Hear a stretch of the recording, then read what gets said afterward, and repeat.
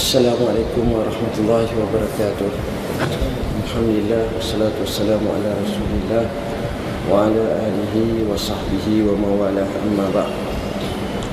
Yang dikasihi sahibul fadilah Ustaz Usyuk, seterusnya hadirin hadirat muslimin muslimat yang dirahmati Allah sekalian. Hari ini aku apa? Fitnah Haji muka surat 383. Fitnah Haji muka surat 383, hikmah pensyariatan solat Jumaat. Bismillahirrahmanirrahim. Salat Jumaat yang disyariatkan itu mempunyai hikmah dan faedah yang banyak. Dalam ruangan ini tak dapat dimuatkan secara terperinci. Antara hikmah yang terpenting ialah orang Islam akan dapat bertemu bagi peringkat Qoryah di masjid sekali dalam seminggu. Di situlah mereka boleh menerima nasihat untuk menyatukan, menguatkan kesatuan dan perpaduan mereka serta tolong-menolong sesama mereka. Mereka akan peka dan mengambil berat terhadap peristiwa yang berlaku di sekeliling mereka pada setiap minggu. Kehadiran mereka dapat menguatkan hubungan dengan pemimpin besar mereka, yakni imam yang bertindak sebagai khatib atau penasihat.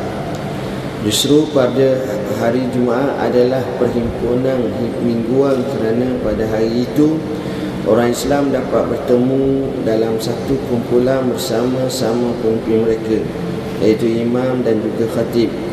Sebab itu Allah Subhanahu Wa Taala berkali-kali menggesa orang Islam hadir untuk bersolat Jumaat pada hari tersebut dan memberi amaran kepada yang meninggalkannya dan memandang ringan terhadapnya. Perkara tersebut telah diterangkan sebelum ini dan akan dijelaskan nanti. Hal ini cukuplah kita merenung sabda Rasulullah sallallahu alaihi wasallam, "Man taraka salasa jumu'ain tahawunan biha taba'allahu ala qalbihi." Barang siapa yang meninggalkan 3 kali Jumaat kerana meringan-ringankannya, maka Allah akan menutup pintu hatinya. Syarat wajib salat Jumaat. Salat Jumaat diwajibkan kepada mereka yang memenuhi 7 syarat berikut. Hadirin hadirat muslimin muslimat yang dirahmati Allah, sebagaimana yang kita maklum, salat Jumaat ini dia mempunyai hikmah yang pelbagai dan banyak.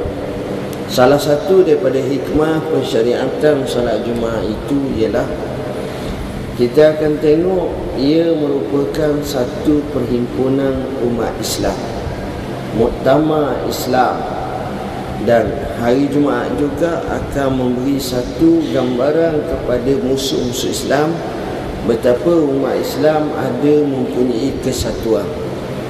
Kalau tuan-tuan tengok contohnya di Makkahul Mukarramah, kalau pada hari Jumaat juta manusia sembahyang di Kaabah Al-Musharrafah. Bayangkan kalau 5 juta umat Islam tu dia boleh buat pelbagai bentuk. Cukup dengan hanya dia sumbang RM1 seorang sudah mencecah 5 juta. Cukup dengan seseorang tu makan 1 keping roti, ya samuli, berlaku perniagaan berjuta-juta. Cukup dengan makan tengah hari sahaja pun sama. Jadi di sini menunjukkan kekuatan umat itu cukup kuat. Tapi sayang, sibuk kali sayang, kadang-kadang kita tak gembalin. Yang kedua, biasanya pemimpin dan juga rakyat akan berpisah.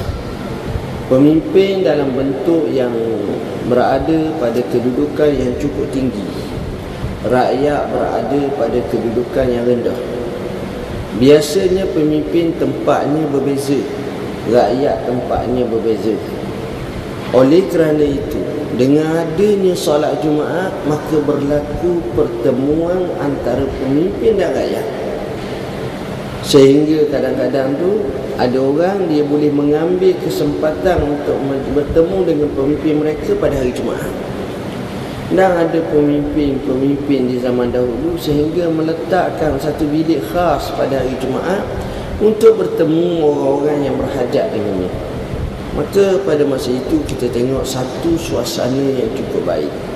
Maknanya secara direct segala masalah rakyat dapat diadukan dan diajukan kepada pemimpin dengan sebaik-baik mungkin.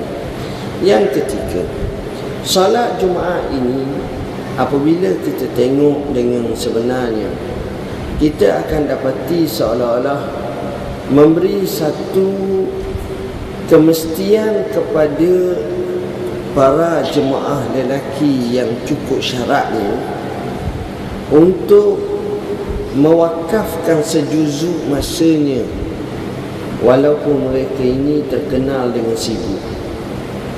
Bila dia ada orang tu memang tak nampak masjid surah bala, tak nampak, tapi oleh kerana datangnya hari Jumaat, dia terpaksa menempatkan diri.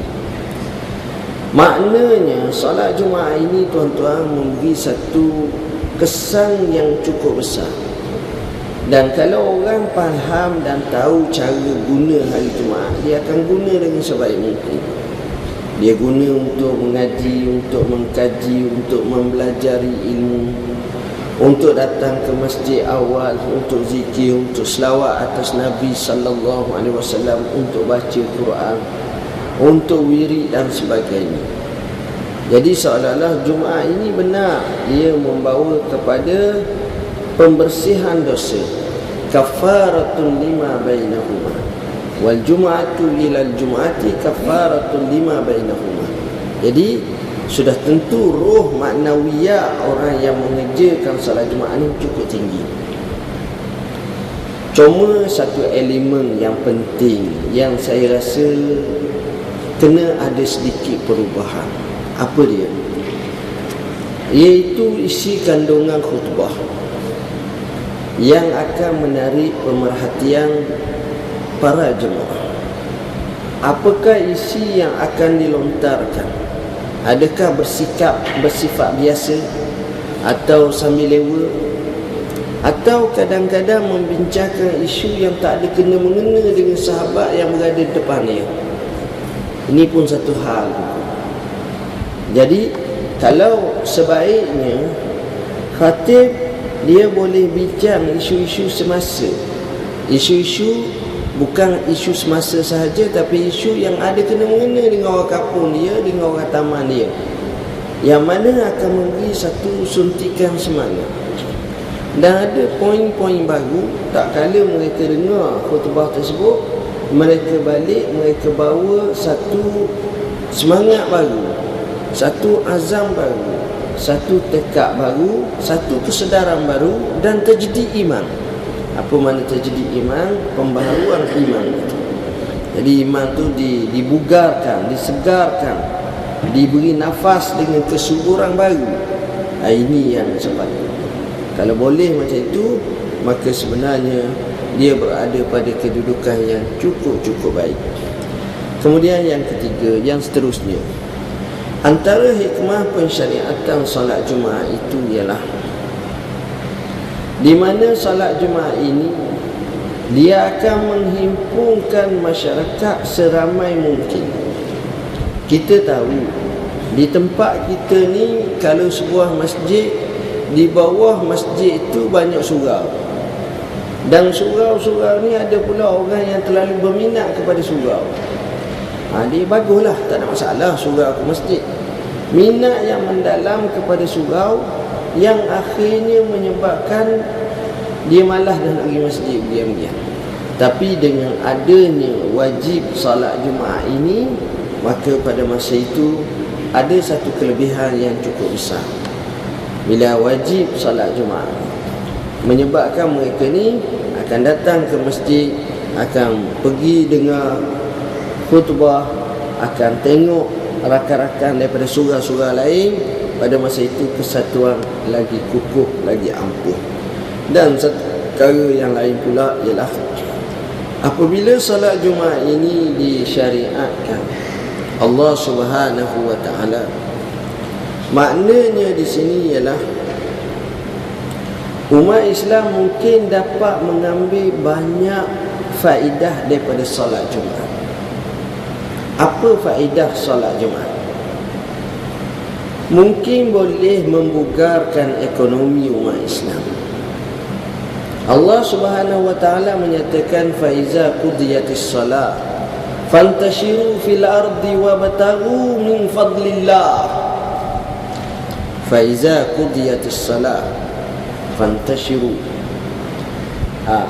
Apa maksud? Seolah-olah manusia ni bila selesai ibadat, dia boleh bertebaran semula ke muka bumi dan carilah rezeki Allah, tuntutlah rezeki Allah. Bila kenyataan ini dapat difahami, maknanya dalam Islam kalau adanya bab-bab perniagaan dirancangkan, jadi umat Islam dia boleh banyak menghasilkan ekonomi, menjana ekonomi cukup baik, tapi buat dalam bentuk yang baik. Ada pantang larangnya.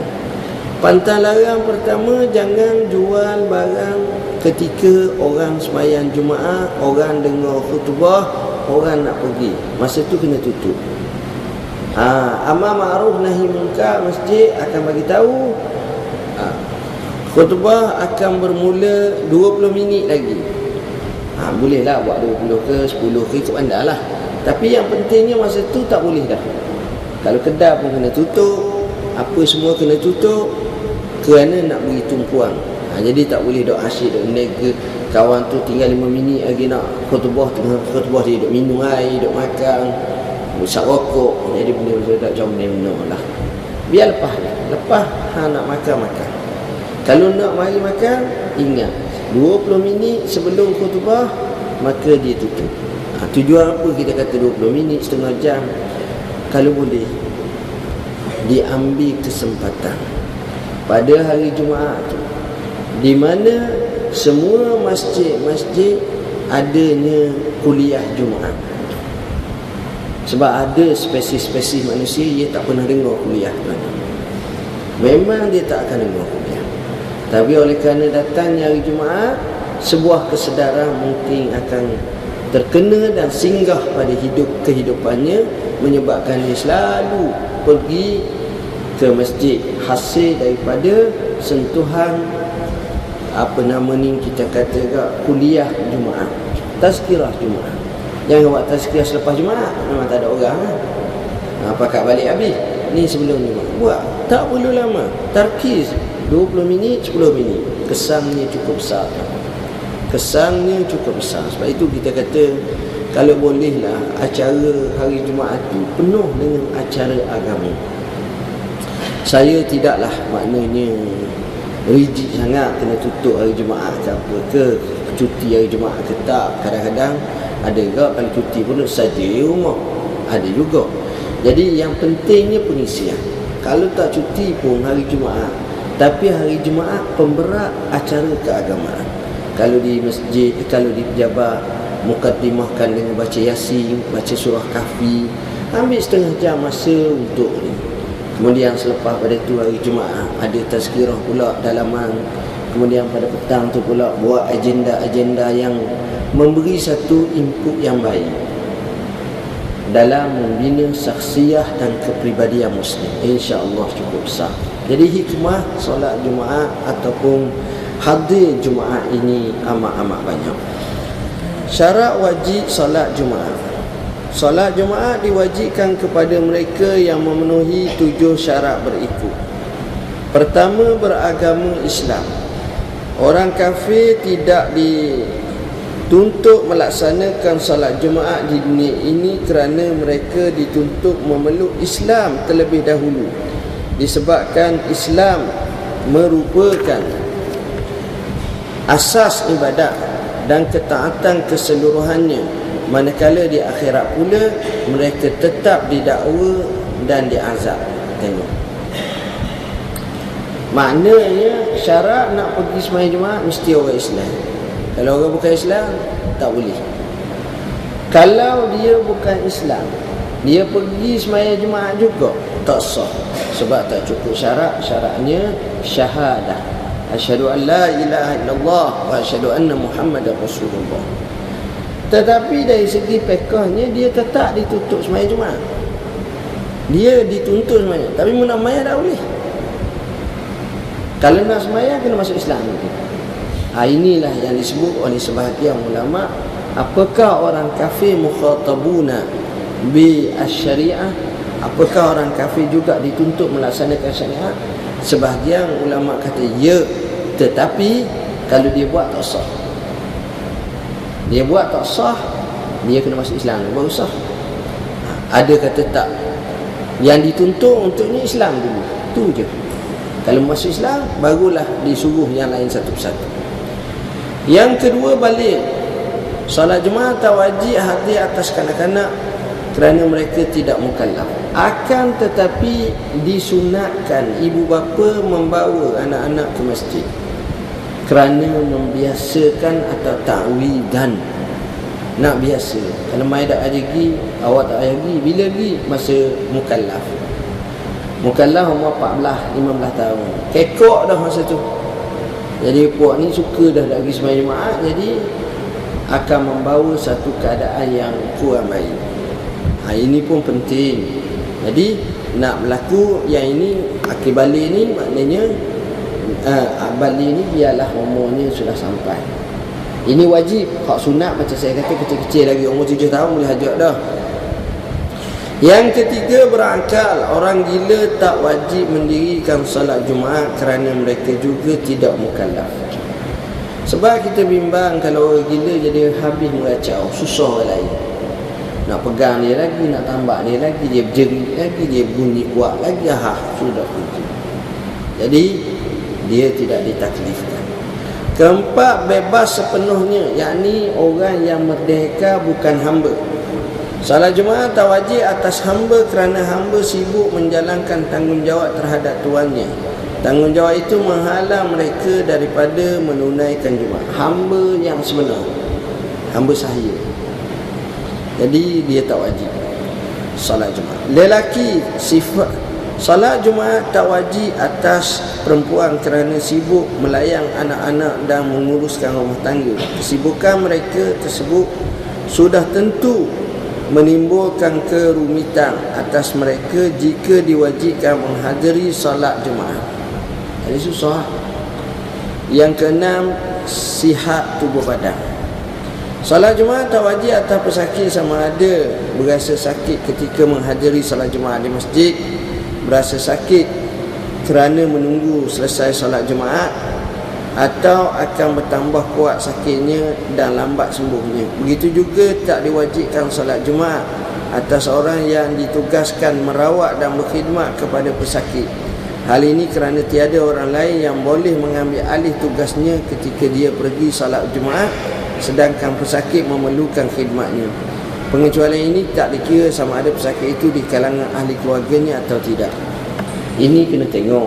Maksud di sini ialah jika sekiranya memang dia tidak ada ruang dan peluang untuk tinggal Jumaat, untuk tinggal pesakit. Contohnya dalam bilik operasi pembedahan, itu tak apalah. Tapi kalau doktor mari duk tengok merawat pukul 8 pagi sekali, pukul 1 sekali, ejah hari Jumaat pukul 3. Ataupun ramai lagi doktor-doktor yang bukan Islam, suruhlah dia. Benda ni atas orang nak. Kalau orang nak tu jauh mana pun dia boleh pergi sembahyang. Tapi orang tak nak tu dekat macam mana pun tak boleh pergi, macam-macam alasan. Ini atas itu sebenarnya. Yang ketujuh, bermukim di tempat salat Jumaat didirikan. Salat Jumaat tak wajib atas orang musafir dengan syarat perjalanan itu harus walaupun dekat. Seseorang musafir itu disyaratkan memulakan perjalanannya sebelum terbit fajar pada hari Jumaat dan dia tidak terdengar azan subuh di tempatnya.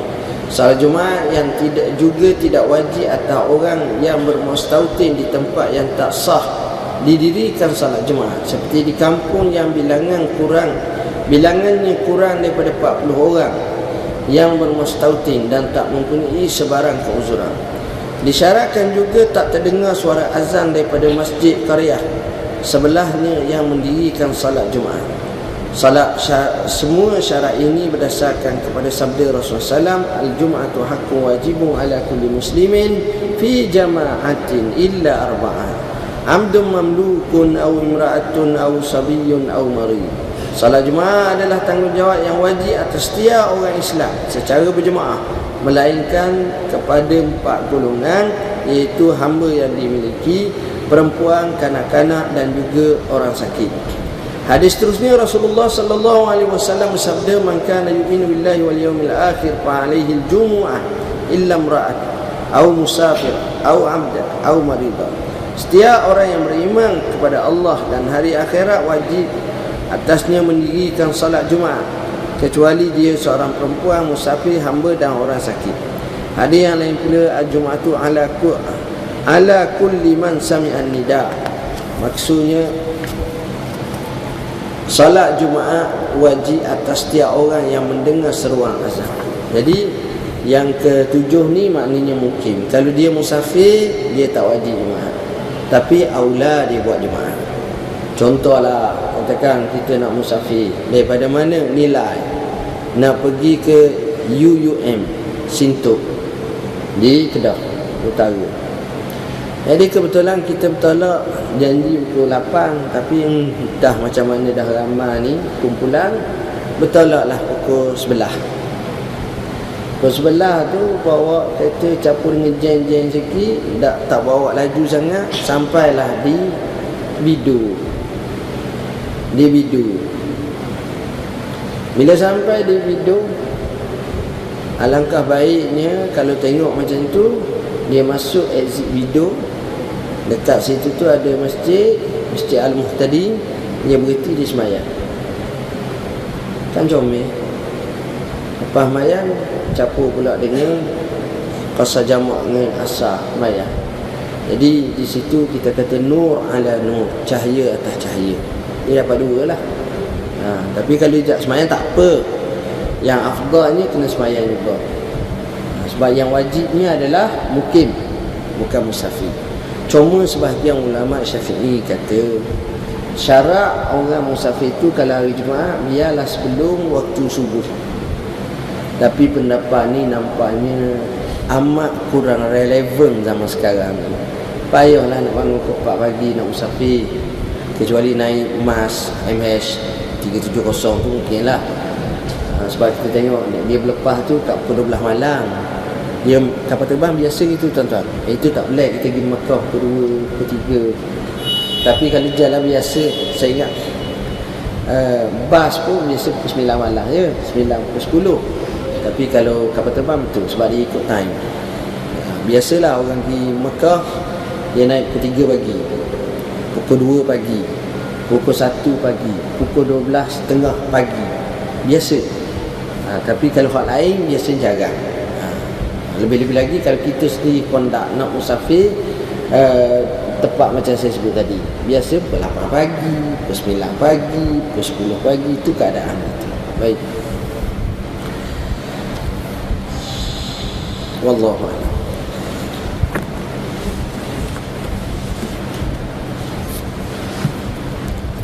Bismillahirrahmanirrahim. Kat mana? Baiti Jannati muka surat 45.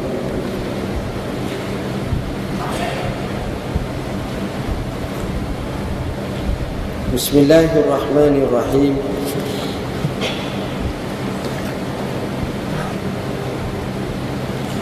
Saya ingat akan datang ni Baiti Jannati kita beli buku baru lah. Sebab buku baru ni, buku ni ada dah, buku baru saya ada tambah dalam tiga tajuk baru pula.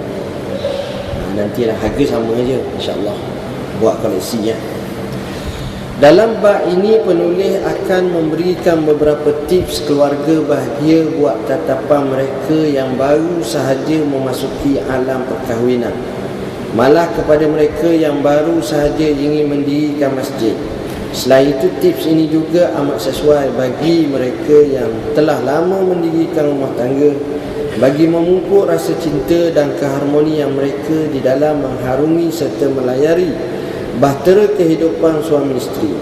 Bab ini akan dibahagikan kepada 3 skop pembincangan. Pertama, persediaan memasuki alam perkahwinan. Kedua, wasiat 10 wasiat buat puteri Umamah. ketiga, siapakah isteri yang ideal, mengapa demikian? Soalan yang pertama, persediaan memasuki alam perkahwinan. Pasangan yang akan berkahwin haruslah memastikan mereka telah cukup bersedia dari sudut lahir dan batin, fizikal dan mental. Ini kena ada. Sekarang ni ramai orang stres. Jangan main tuan-tuan. Jadi bila dah ada perkara macam ni, insya-Allah. Disebut lahirnya, biasanya semua orang sudah maklum, iaitu bersedia dari sudut kewangan, kesihatan tubuh badan dan lain-lain keperluan lahiriah. Dan saya nampak hak ni orang Arab memang over lah. Over macam mana? Bila menikah tu dia kena bagi dah. Orang Arab ni kalau jenis hak kaya-kaya, nikah ni dia ada dua mah kahwin. Satu dia main muqaddam, satu lagi dia main muakhir. Muqaddam ni bayar dulu, muakhir tu insurans lah, bayar kemudian. Sebab apa? Mah kahwin dia 100,000. Jadi bayar dulu dalam 50,000, 50,000 lagi tu bayar ulang-ulang ke apa ke kau anda. Itu siapa tahap. Nah, ini biasa orang Arab setengah-setengah. Kalau jenis-jenis macam tu memang demand tinggi. Ada yang perlu syukah. Syukah ni maknanya apartmen lah. Nak nikah mu ada apartmen tak? Allah tak ada payah lah. Dia bagi dia maknanya bila nikah tidur rumah tok tua dia semalam je kot. Lepas tu bawa lalu bini dia pergi kat syukah dia. Syukah tu pula dia tengok pula bilik-bilik ada tak? Katil, almari, robot sikat, tengok semua sekali. Hak mana? Siapa tahap tu? Cukup dekat, kalau cukup dekat Allah, suka sangat. Tapi nampak macam mata duit tang lah sikit. Kita nak ikut dia sekatu-katu tak boleh. Cuma kena tanya, dah hutang ada berapa? Kita kena tanya gitu. Natu tu kena tanya, hutangmu ada berapa? Jangan tanya ada berapa, tanya hutang. Jadi zaman moden ni kena akas, kena terbalik.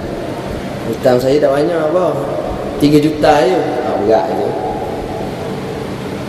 Demam kita. Ayo hutang, apa masalah hutang? Ya tu hutang saya PTPTN je. Okey. Hutang saya Allah. Kau ni bahaya tuan. Ni jadi masalah juga akan datang. Selain itu adalah penting bakal pasangan bersedia di sudut ni hak dari segi fizikal, dari segi lahir. Selain itu adalah penting bakal pasangan bersedia dari sudut minda atau pemikiran. Nak nikah ni iaitu sedikit sebanyak ada dalam fikiran segala maklumat dari segenap sudut tentang alam berumah tangga. Dia tengok macam mana mak dia, abah dia. Dia tengok pak dara dia, mak dara dia. Kalau boleh dia tengok dua golongan, dua jenis manusia. Satu rumah tangga huru-hara, dia kena tengok tak? Satu lagi rumah tangga bahagia. Sebab kalau tengok hak bahagia saja, nanti dia tak tahu beza. Kalau dia tengok hak huru-hara saja, berat juga. Jadi bila dia tengok, mu pilih lah, mu nak jalan ke mana. Tu cara dia. Kalau keadaan macam tu, insya-Allah. Kemudian persediaan juga perlu dari sudut ilmu, iaitu ilmu agama dan juga ilmu alam rumah tangga. Ilmu agama, kena ada ilmu agama, kena ada ilmu alam rumah tangga. Kalau boleh kena ada sedikit ilmu pengurusan kewangan. Tak payah masuk accountant, tak. Pakcik-pakcik tua kampung tak ada accountant tapi kaya di Mekah tiap-tiap tahun. Kita accountant ni hutang banyak pula. Tidak, maknanya tahu cara. Kau ada caranya, ikut mudahnya. Pertama tak boros, yang kedua jangan kedeku, yang ketiga dia ini gunakan untuk manfaat yang lebih aula, yang lebih utama. Maka barulah betul cara. Juga perlu dari sudut ilmu, iaitu ilmu agama dan ilmu alam rumah tangga. Lebih-lebih lagi bagi lelaki kerana beban yang bakal dipikul apabila menjadi suami adalah lebih berat berbanding isteri. Isteri ringan sikit, lelaki ni berat lagi. Berat macam mana? Sebab Segala taklif kekeluargaan atas lelaki, atas suami, bernama abah, bukan bernama ibu atau isteri. Cuma kalau dia buat dia kaya, dia bantu, itu ihsan daripada dia, bukan wajib daripada dia. Ihsan daripada dia. Seterusnya, matang. Perkara pertama yang perlu ada pada setiap pasangan yang ingin melangsungkan perkahwinan ialah bersifat matang. Ia meliputi kematangan pada minda, pemikiran, tindakan, pergaulan dengan masyarakat, kesediaan memikul tanggungjawab, yang utamanya kematangan dalam hal-hal agama. Matang. Menyentuh soal kematangan, fakta kajian menunjukkan bahawa kematangan wanita lebih awal daripada lelaki. Wanita bersedia untuk memikul tanggungjawab sebagai isteri lebih awal berbanding lelaki yang memerlukan masa yang agak lama. Ini biasa. Saya nampak kematangan ni, pertama boleh dipupuk, kedua mengikut gaya kehidupan, begitu juga ilmu yang ada padanya. Dia dah rajin baca, rajin belajar. Matang ni jauh lebih dulu.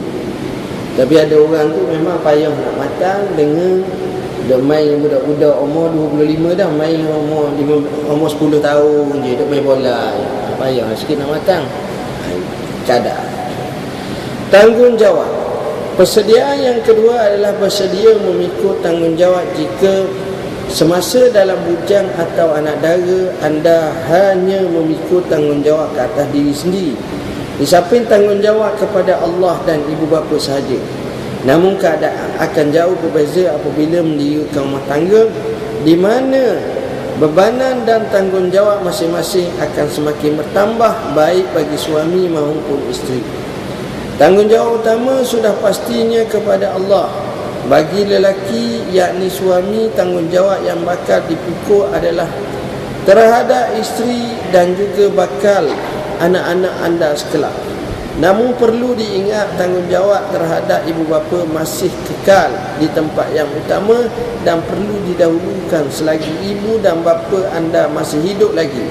Dengan kata lain, tanggungjawab asas anda masih kekal ditambah dengan tanggungjawab yang baru. Isunya tanggungjawab. Menariknya disebut tanggung dan disebut jawab. Kalau tanggung tak jawab tak apa. Masalah tanggung kau kena jawab. Ini dia. Jadi maknanya inilah tugasan yang cukup besar. Oleh kerana itu, kalau dapat macam ini sentiasa dipupuk dari semasa ke semasa. Wallahu a'lam. Bismillahirrahmanirrahim. Muka surat apa?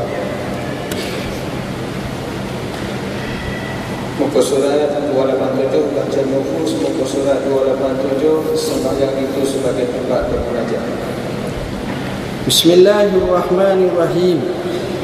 Sembahyang itu sebagai tempat munajat, yakni menyampaikan hajat kepada Allah, tempat memanjatkan pujian, syukur dan tempat pembersihan hati daripada sepelbagai kekotoran. Allah Subhanahu wa ta'ala tahu kelemahanmu, maka dia menyederhanakan bilangan salat kepada 5 waktu sehari semalam. Allah Subhanahu wa ta'ala mengetahui bahawa kamu sangat berhajat kepadanya. Sebab itu dia melipat gandakan pahala bagi mereka yang mengerjakan salat. Manusia memujimu disebabkan oleh sangkaan mereka terhadapmu. Oleh itu kamu harus mencela dirimu dengan apa yang sebenarnya kamu mengetahui tentang dirimu. Sebodoh-bodoh manusia ialah orang yang meninggalkan nilai keyakinan diri sendiri kerana menurut persangkaan yang dikatakan oleh manusia. Dalam hal ini disebut dalam 2 perkara. Yang pertama dalam bab solat. Jadi solat ni disebut dalam bahagian kesufian, matlamatnya ialah mahallul munajat. Bukan pengabdian semata-mata, tapi untuk kita munajat pada Tuhan kita. Dan salat juga merupakan tanda syukur kita pada Tuhan. Salat juga sebagai tasfiyatul qulub, pembersihan hati. Salat juga sebagai untuk nak mentazkiyatun nufus, jiwa akan bersih daripada kekotoran. Jadi ini salat. Bila mana seorang itu dapat melaksanakan salat dengan sebaik mungkin, maka sudah pasti dia diberi pahala dan kedudukannya berbeza. Dia faham tentang makna munajat tersebut. Kita juga kadang-kadang suka sangat orang puji. Pujian manusia disebabkan oleh sangkaan. Sebab orang tengok kita lahir, orang tengok kita lahir, kita buat baik kat orang, kita sedekah, orang tengok lahir. Kita depan orang warok, kita mayang, itu orang tengok lahir. Tapi batin hati kita ni orang tak tahu. Perangai tak molek yang wujud dalam hati kita, ya zambillah, orang tak tahu. Jadi kita berbangga dengan pujian-pujian orang yang duk tengok kita lahir. Sedangkan hakikat sebenar batin kita tahu, perangai kita tak baik. Pada masa itu, apabila kita terpedaya dan kita seronok dengan pujian orang terhadap kita, saat yang sama kita tidak ubah dan merubah diri kita, sebenarnya kita menuju ke ambang kehancuran. Kita telah membinasakan diri kita sendiri, kita telah terpedaya. Jadi orang dok kata okey, sebenarnya kita KO, kita tak baik, maka sebenarnya kita berada dalam kerugian yang sebenar. Justru pandangan makhluk terhadapmu hendaklah dibuang kerana kamu berpuas hati dengan penglihatan Allah kepadamu. Jadi kita tak kisah orang nak pandang apa, tapi hubungan kita dengan Tuhan. Tuhan tahu lubuk hati kita, Tuhan lah tahu keadaan kita. Lupakan perhatian menghadapnya makhluk kerana Allah SWT menghadap dan melihat kepadamu. Duk harap kepada makhluk, duk tengok kita ni tak selesai. Tapi apabila kita letakkan Allah, maka selesailah hidup kita. Ketahuilah bahawa setiap hamba amat rindu kepada zahir, rahsia inayah terpelihara. Firman Allah Ta'ala, wallahu yakhtassu birahmatihi man yasha'. Padahal Allah berhak menentukan rahmatnya kepada siapa yang dikehendaki. Jadi kita ni memang suka kalau Allah pelihara kita, kita suka Allah diam, Allah buat kita diam. Tapi kita tahu wallahu yakhtassu birahmatihi man yasha'. Allah beri rahmat kepada siapa yang dikehendaki. Bukan semua orang dapat. Orang yang taat, orang yang patuh, orang yang inilah orang yang baik untuk mendapat rahmat kelebihan daripada Allah Subhanahu wa taala. Wallahu a'lam. Bismillahirrahmanirrahim. Seorang perempuan bersolat sendirian.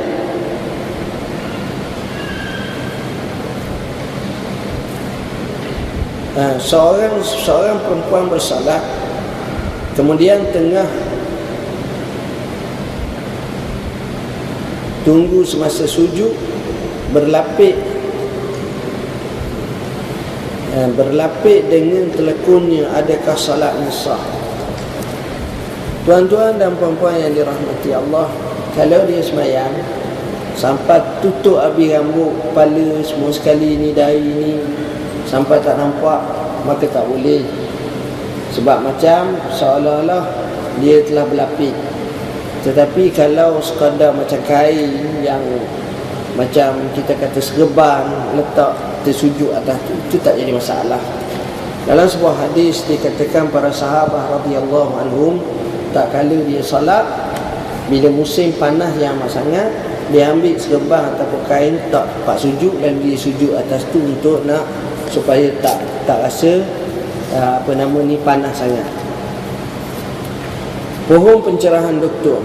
Seorang imam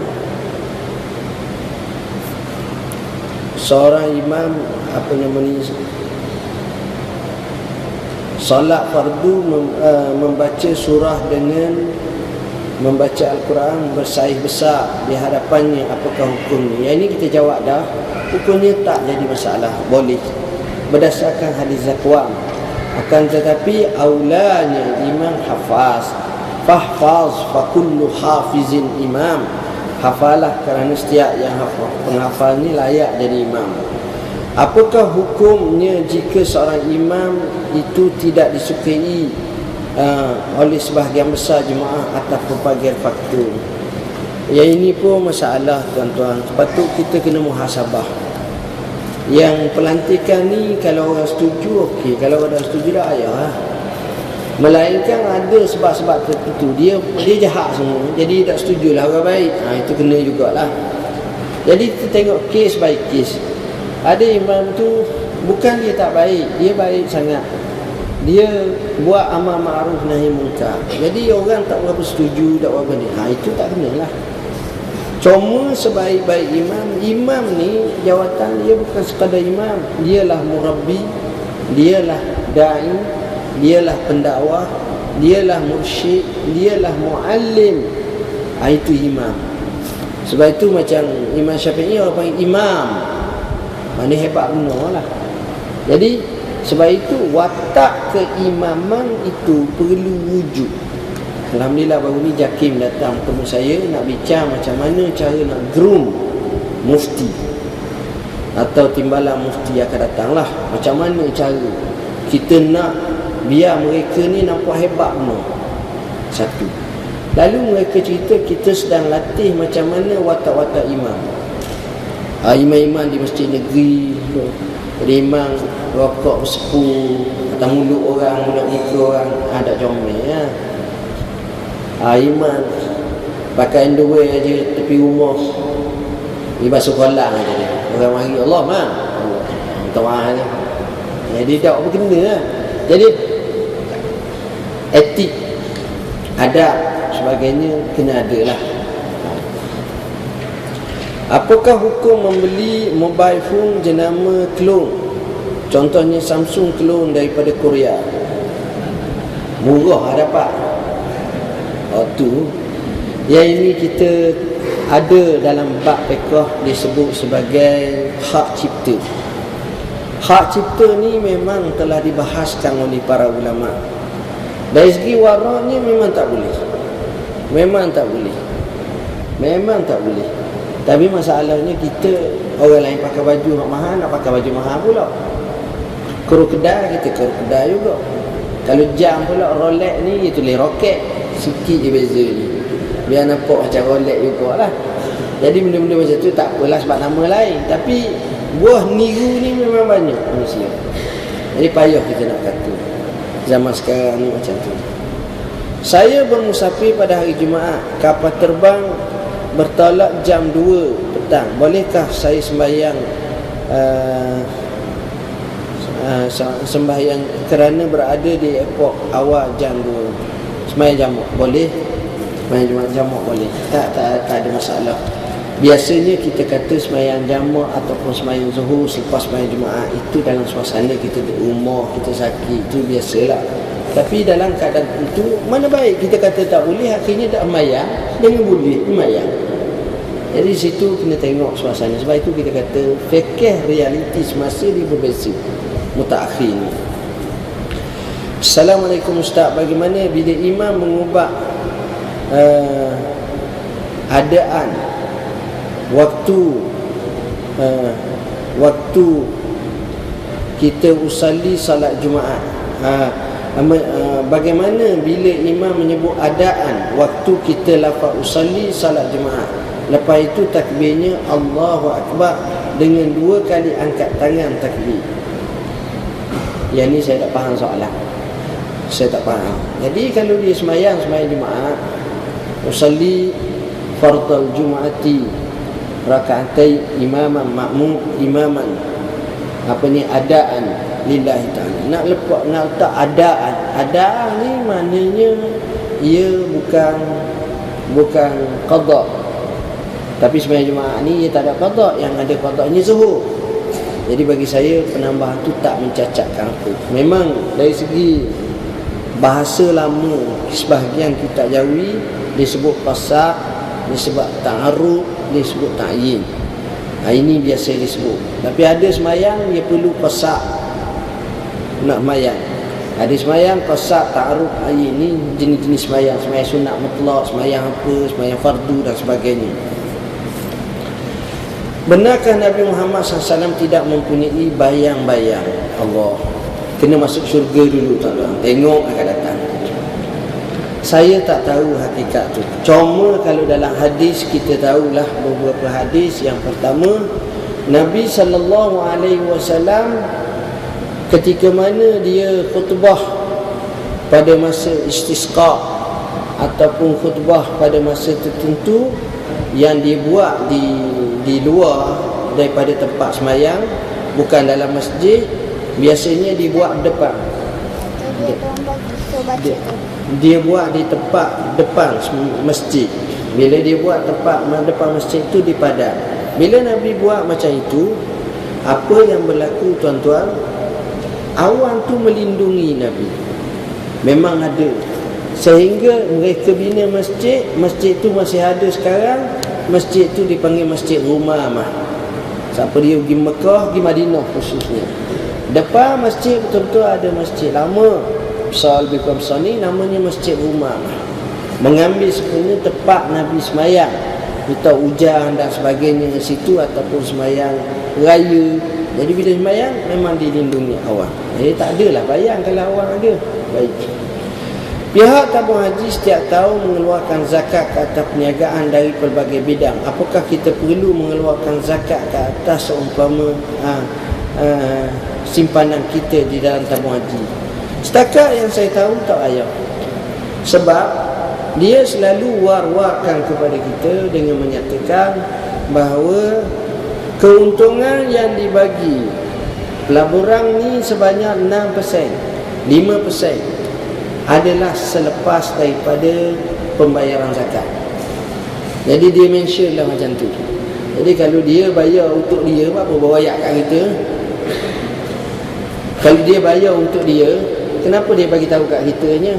Dia hadiahnya. Jadi di sini kita katakan tak payah untuk orang yang menyimpan tabung haji ataupun di mana-mana yang telah mereka maklumkan dan makrufkan kepada kita tentang pembayaran zakat tersebut.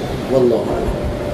Ustaz, berbalik kepada soalan tadi yang imam, biasanya imam yang lama-lama lah dia takbir dia Allah Akbar. Oh, dia takbir sekali je, bukan dua kali. Jadi kalau Allah Akbar tu, Allah pertama tu sepatutnya dikira dah. Jadi kalau boleh jangan ta'wi. Apa makna ta'wi? Ta'wi ini membiasakan sehingga akan memberi kefahaman yang silap pada orang lain. Jadi kena buat sekali. Sama juga orang baca khutbah. Bila baca khutbah, kalau orang-orang tu imam lama, dia kata Alhamdulillah, Alhamdulillahi Rabbil Alamin. Jadi dua kali Alhamdulillah. Apakah Alhamdulillah pertama tu rukun, Alhamdulillah kedua tu rukun juga? Ini dibahaskan oleh para ulama. Jadi hak patut kalau sekali-sekali je.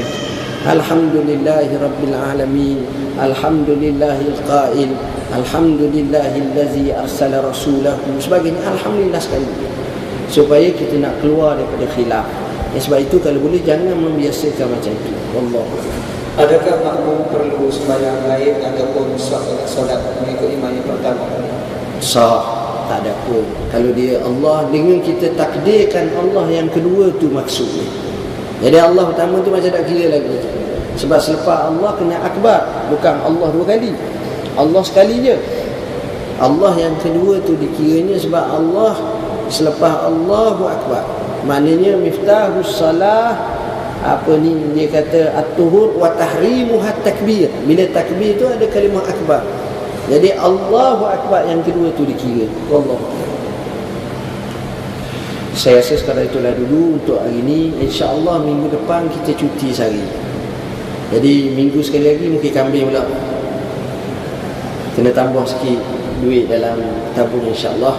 Bismillahirrahmanirrahim. Allahumma faqihna fid din, alimna ta'wil. Allahumma ja'alna minal ladzina yastami'una qawlan fayattabi'una ahsanah. Allahumma rabbana atina fid dunya hasanah wa fil akhirati hasanah wa qina adzabannar. Alhamdulillah. Sini ada buku anti hadis, inilah jawapannya. Buku ni sebenarnya patut minggu ni, hari Khamis baru ni kami bertemu dengan Kasih Ahmad. Dia tak datang. Lepas tu dijakin, janji dah. Jakin malam pula saya ada tamu haji. Jakin bagi tahu, kita atur tiket dah. Kita atur dah banyak benda. Nak suruh datang je. Tak datang. Dah macam mana dah datang? Begitulah, wallah.